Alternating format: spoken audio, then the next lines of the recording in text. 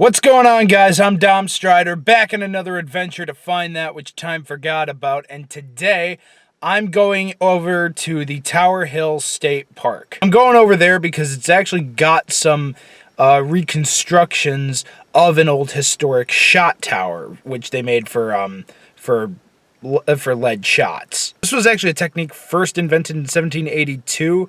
What they did was they poured down pretty much molten lead from the top of a tower, and due to the surface tension from the free fall, the lead started to become more spherical as it went down, and by the time it actually kind of hit the ground, it was actually starting to take shape. And the one that I'm going to in particular was built in 1830, or at least was first started on in 1830, and it was used in operation until 1860 around, and then it finally just ceased operation. That said, the actual shot tower itself, as well as the smelting house, has been reconstructed, so it's not actually the original, but it still might be pretty cool to check out and see what it was like back in the day. But before we continue with today's adventure, guys, please hit that like button. It really does help the video out a ton. And if you want to see more content like this from me, hit subscribe and hit the bell notification to let you know when I come out with a new video.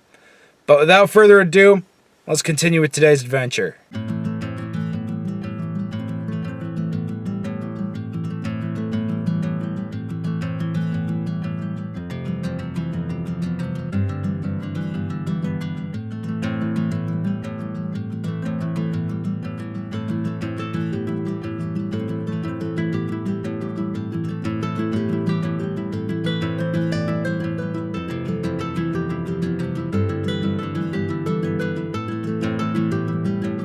Alright guys, I just got here at Tower Hill, and I'm now currently on the way to the shot tower and the smelting house, because those were kind of both, one operation.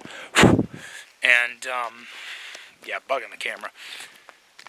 And, yeah, it said it's going to be at the top of the hill.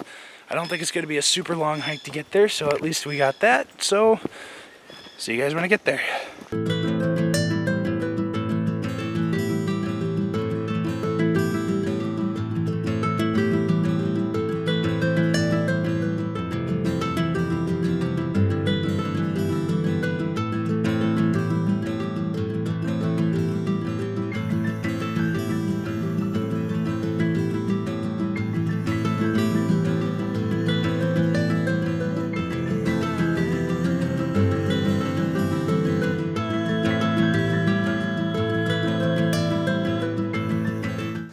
Alright guys,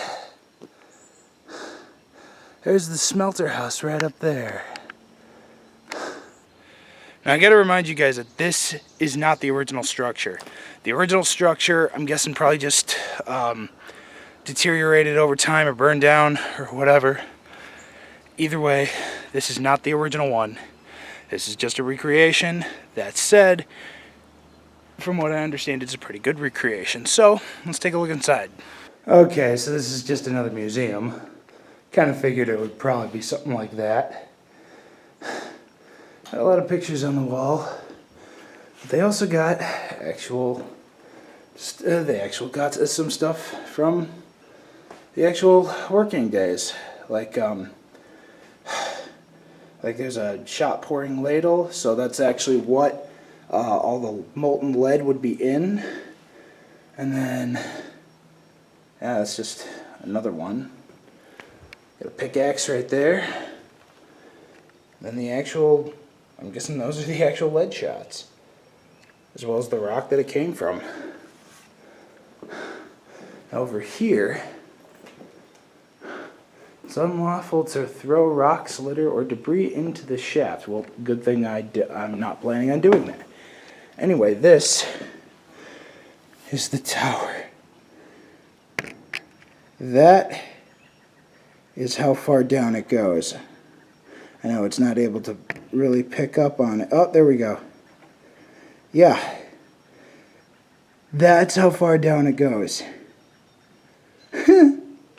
Holy shit, would not want to fall in there. Good thing they gated this off.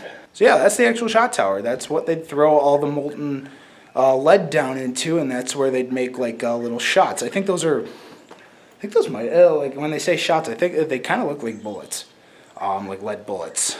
That's what they were making in here. But yeah, this is the actual smelter house. Let's go look at the tunnel.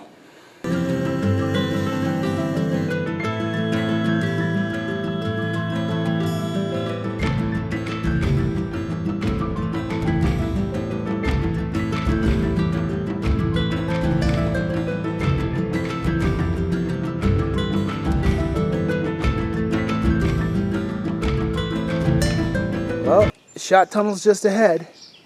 But while we're on the way, holy crap. Look at all these cliffs. It's pretty cool.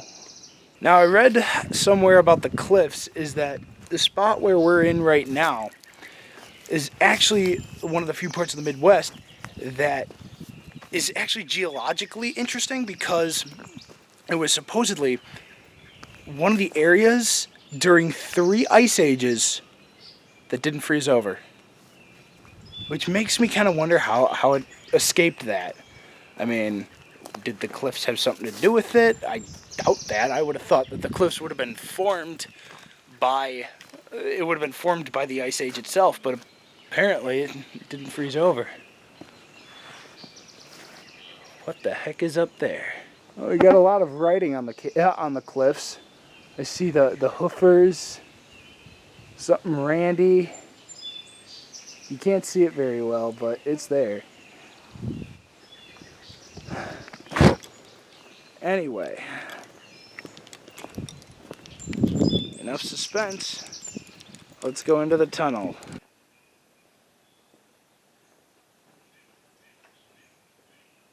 Here we are in the shot tunnel. Now this is like a 90-foot tunnel. In fact, it's not a very long tunnel at all, but hey, still kind of cool. In fact, the door is literally just ahead. That's interesting. You got all these slots with all those mosquitoes running around in there, as well as there. What's interesting is that those slots right there, they seem carved out. Why? Is it for storage? Or, yeah, here's another one. This is another vertical slot that's carved out. I mean, granted, this is where a lot of the shots were formed, but I'm wondering, but like, you know, because the molten, so here's what would happen. We'll keep going down further in the tunnel, right by this actually really scary chained door. It's all padlocked up. But this is the bottom of the shaft that we were at the top of earlier. In fact, yeah. Let's see if I can slide you guys in there and see just up at the top. I don't know how, yeah, you can't see that very well.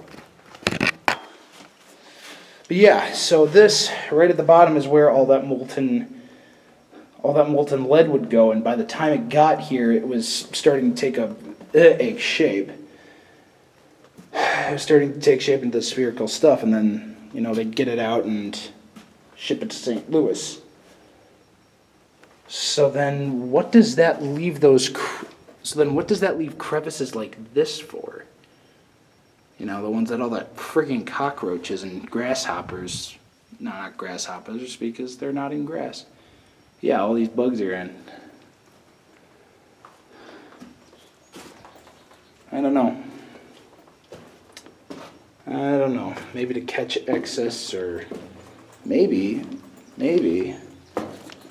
this was another form of forming some lead.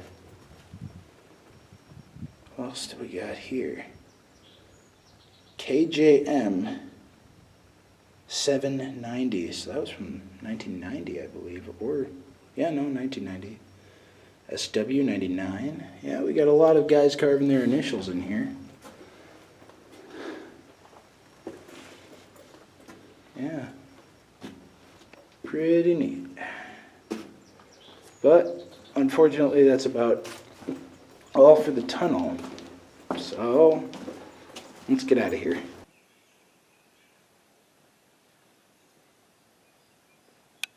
Oh, cool.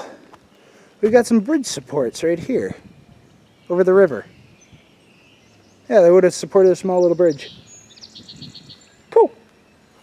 So I was just reading that sign over there, and one of the cool things about that tunnel that I forgot to mention, because I wasn't 100% sure if this was the case, but it turns out it is that tunnel that we were just in, all dug by hand. All dug by hand. No machinery or nothing, just pickaxe. Holy crap.